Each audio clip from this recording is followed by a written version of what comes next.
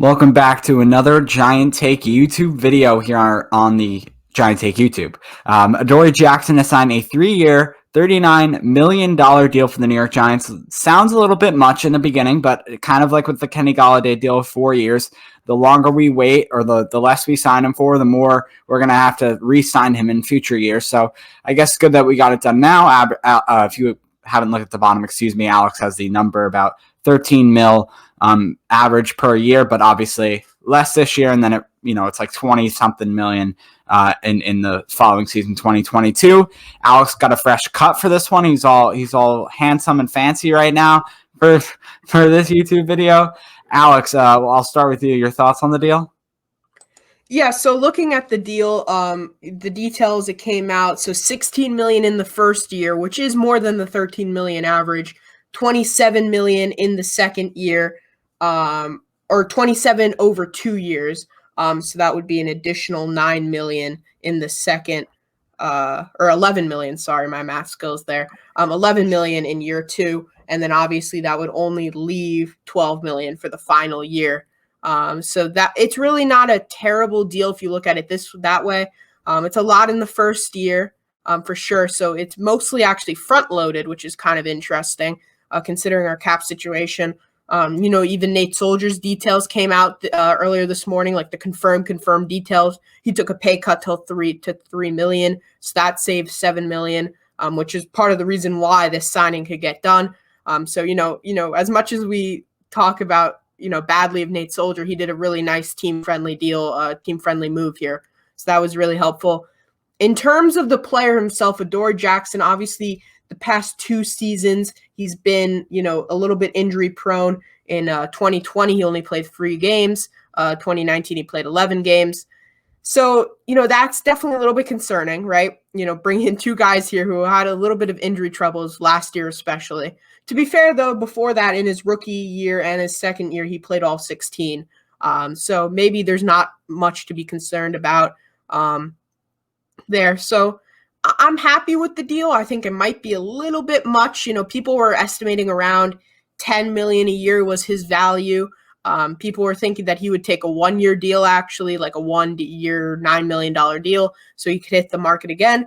But obviously, he'll hit the market in 2024. So, he's still only going to be 28 at that point. So it's not like he'll be right in his prime then.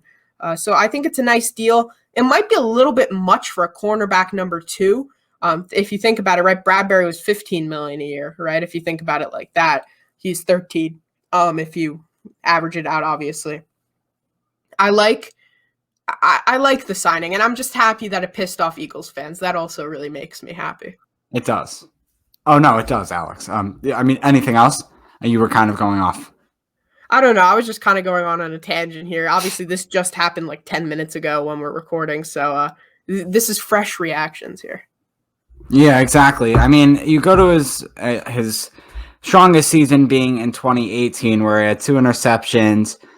He had, 3 fumbles, it seems like, 2 fumble recoveries, and even the dog's liking the deal as well. We have my dog Amber in the background. She's loving the deal. So, we have the whole family over here liking the deal. 73 tackles as well, and 2 tackles for loss. So that was his strongest season this past season.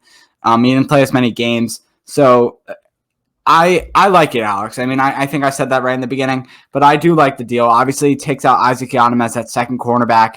And what I really like about this, we don't even, when we were talking about the draft, we were like, maybe we do this, maybe we do this. We have a wide open draft right now. We have the 11th pick. I have no idea what we can do.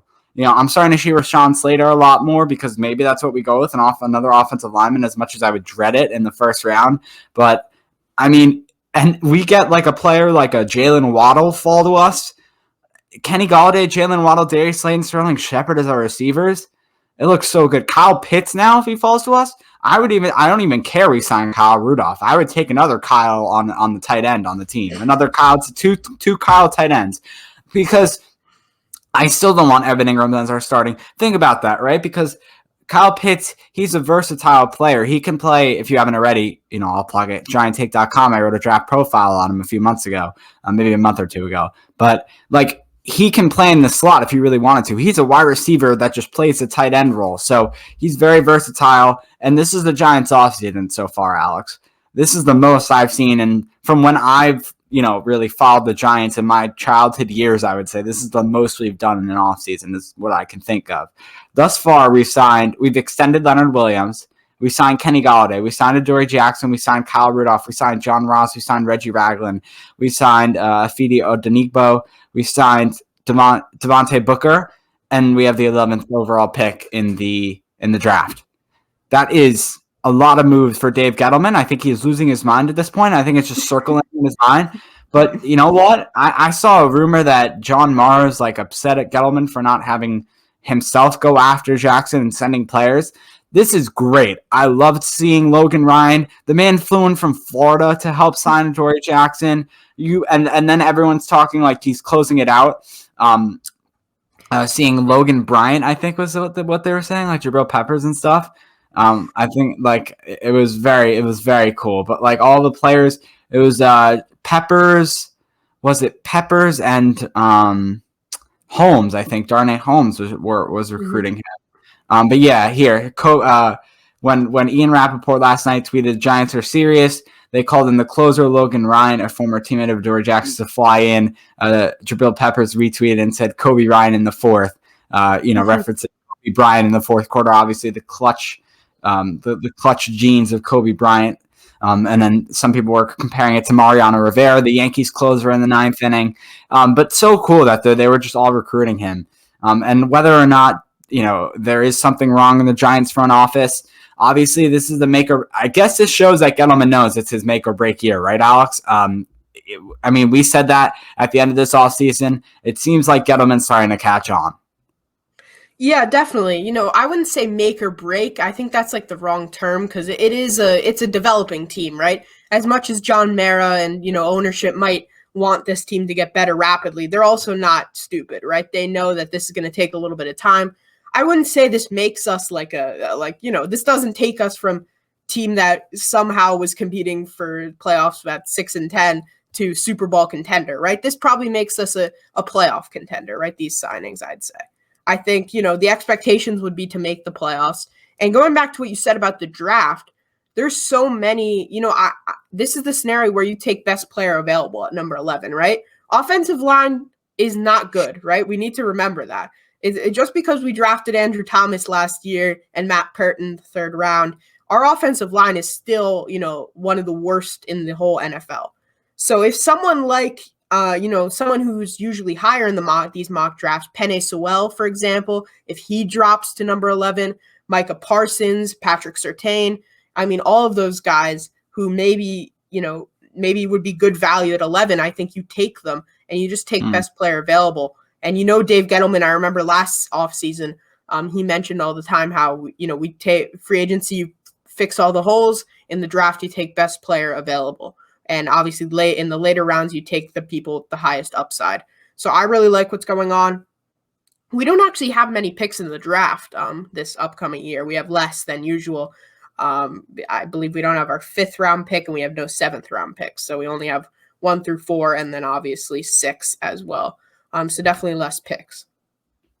Yeah, I think I want to cap it there just because we need to save our thoughts here. You got our initial reactions as what is the video title is saying, right? 10 minutes after the deal. We got our initial reactions out there. I want to halt it for now, obviously, because you're going to hear more on the Giant Take podcast coming out on Thursday. We still haven't mentioned, so we're going to have to talk about Kenny Golladay. We're going to have to talk about Reggie Ragland. We're going to have to talk about I don't think we talked about Odenigbo there. I don't think we talked about Kenny Golladay, obviously, and this deal. I think I repeated myself. And then this deal, Adoree Jackson. So I'm going to stop it there. And we're halting the film reviews for right now. We're trying to figure some stuff out. So we're just halting them for now. So any other videos that are shorter term or any other, maybe the Giants go out and sign another player. Well, we'll have to wait and see. Obviously, we've been very lucky up to this point. So if there is another player before Thursday, you'll see a video from us with anything, basically. Any Giants news will probably have a video up, big signings. But until then, I'll just sign off for now. And if you don't see us in the next 2 days, you'll see us on Thursday with the new Giant Take podcast. But for now, good deal with Adoree Jackson. I like it. Alex thinks it's okay. That's his initial reaction. And we'll see you next time for another Giant Take video.